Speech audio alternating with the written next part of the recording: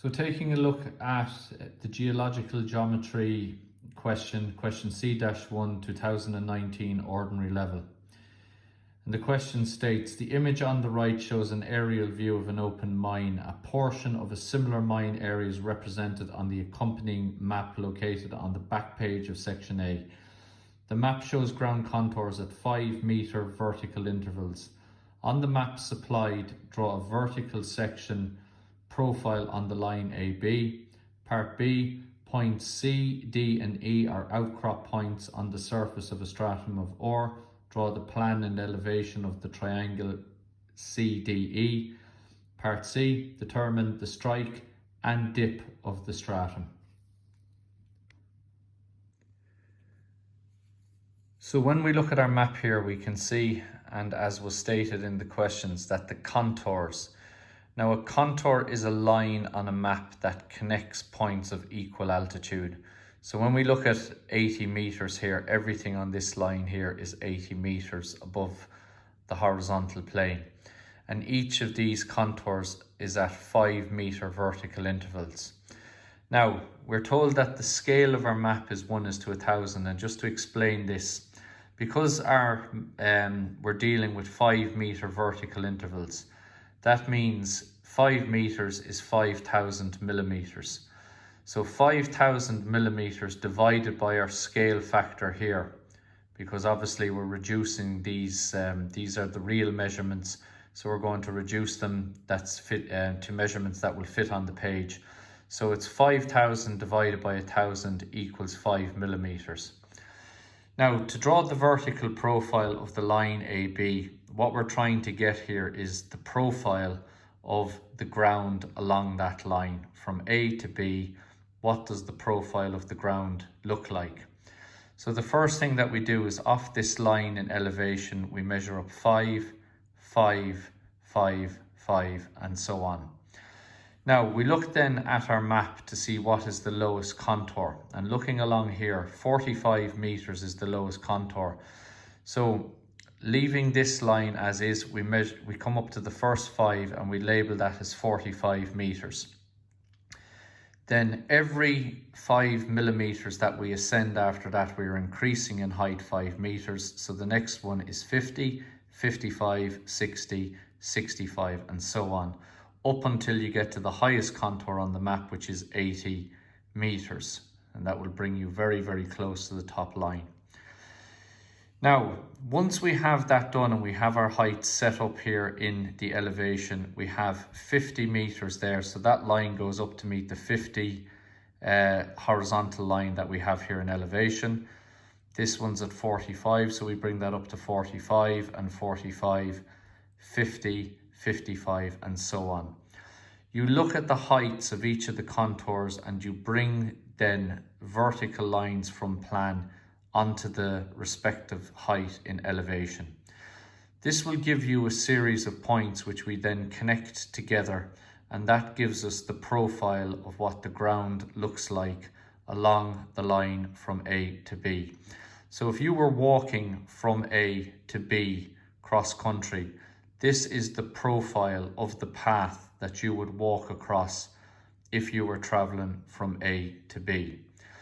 So that there is the first part of the question completed. It is not necessary to colour in the ground. I've done that there just to make it look a little bit more realistic, but you wouldn't have time to do this in the exam. So that completes the first part of the question, drawing a profile of the ground from A to B. Now the next part of the question is very simple. We're told that C, D and E are outcrop points on the surface of a stratum of ore. So this is where the stratum of ore is coming to the surface of the earth. And we are told to connect these points together in plan to form a triangle in plan, and then find that triangle in elevation. So we can see that C is on the 45 contour. We have E is on the 55 contour. Now it's important to look at the contours very, very carefully. You don't want to mistake the height and think it's 50. So you can see there's 55, it's coming along, it goes through E. and D is on the 75 contour. So we project D up into elevation onto the 75 meter line. We bring E up into elevation onto the 55 meter line, and we bring C into elevation onto the 45. Once we have all of those points found in elevation, C on 45, E is on 55, and D is on 75, we connect them together to form the triangle in elevation. And that completes the second part of the question. Draw the triangle in plan and find the triangle in elevation. Moving on to the third and final part of the question, we're asked to determine the dip and strike. Now, the reason that we draw the triangle in plan and elevation is obviously they're going to be important for this final part of the question. So dealing with the strike, first of all, the strike is the direction of a level line across the plane CDE. Now, to get that, if we look at our elevation, if I was to draw a horizontal line from C, it's not going to intersect the plane anywhere, so that's going to be no good to us. Likewise, if I was to draw a horizontal line from D, it's not going to intersect the plane, so that's no good to us. But if I draw a horizontal line from E across, it will intersect the plane on the line CD, so that's the point we use. Now, it would be possible to draw another horizontal line elsewhere. It would still end up giving you the same arrangement, but you're better off to use one of the corners on the plane, in this case E. So if we draw a level line from E, that intersects the line CD at that point there. Now we bring that line, we project that line down onto CD in plan, and then connect that point back to E. In the very same way that the point is connected to E in elevation, that point must be connected to E in plan. And because we can see there it's a horizontal line in elevation, it's level, well then that's a horizontal line in plan. And that is the strike. So determining a level line on the plane CDE, that is the strike, and that is the first part of the question. Now, to determine the dip is the angle that this plane, the outcrop, the top surface of the stratum of ore, the angle that it makes to a horizontal line. Now, to achieve that, once you have this level line obtained, we are going to construct an auxiliary elevation by projecting in line with that level line.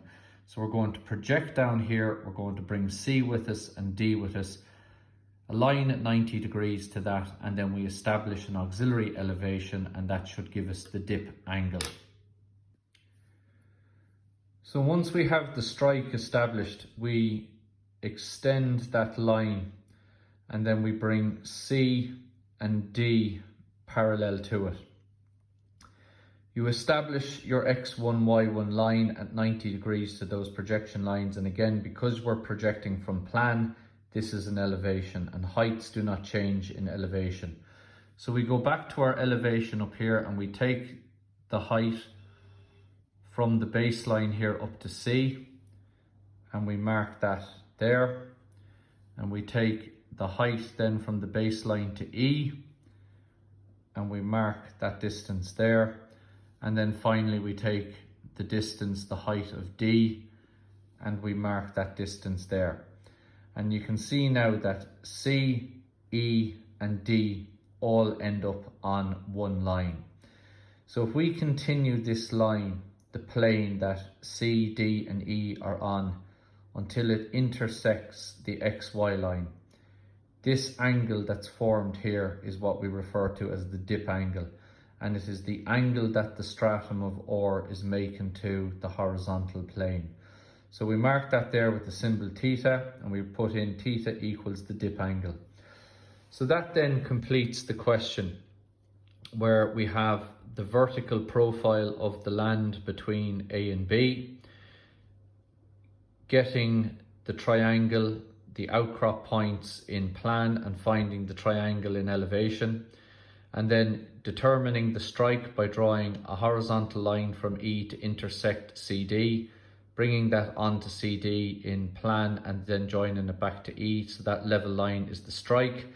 And then to get the dip angle, we project in line with the strike line and we bring C and D along with us, establish a baseline at 90 degrees to those projection lines. And then because this is an elevation, we take our heights from elevation, mark up each individual point. They should all end up on a common line, and then we extend that line on to intersect the X1, Y1 line to establish the dip angle. That completes the 2019 Ordinary Level Design and Communication Graphics Earthworks question. Here is the completed drawing. Again, careful attention to presentation should be paid while producing this work.